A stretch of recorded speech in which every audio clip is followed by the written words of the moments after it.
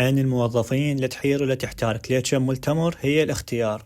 وصفة جدا سريعة وسهلة وتفيدكم بالدوام، أهم شي وياها استكانة شاي وألف عافية.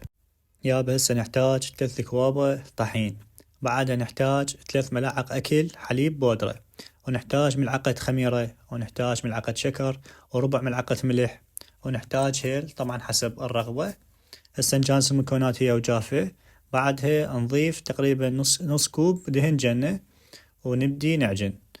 أنا طبعا سويتها بالعجانة. بعدها نحتاج تقريبا كوب كامل ما يكون شوية دافي، ننزله بالتدريج تقريبا 10 دقايق تكون جاهزة عندنا. شوف شلون صارت عندي هنا. سأخليها نص ساعة ترتاح، بعدها أبدي أستخدمها. هنا عندي تمر شوية حمسته بالطاوة ويا الزيت حتى يكون عندنا بهذا الشكل ويا هيل طبعا. يابا هسه بعد ما ارتاحت العجينة وصارت عندي بهذا الشكل راح أبدي أكورها.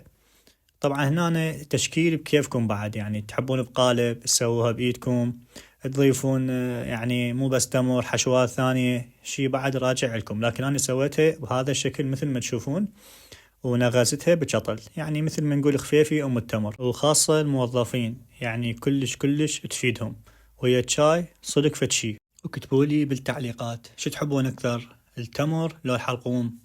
أنا عن نفسي أحب التمر. على العموم بعد ما كملنا الكمية كلها تقريبا صارت عندي 14 قطعة، حجمها يعني حلو. هسه ندهنها بالبيض وندخلها الفرن على درجة حرارة 200 تقريبا، يعني ربع ساعة هيجي تكون مستوية عندكم. وألف عافية. لا تنسون تحطون لايك وتسوون متابعة.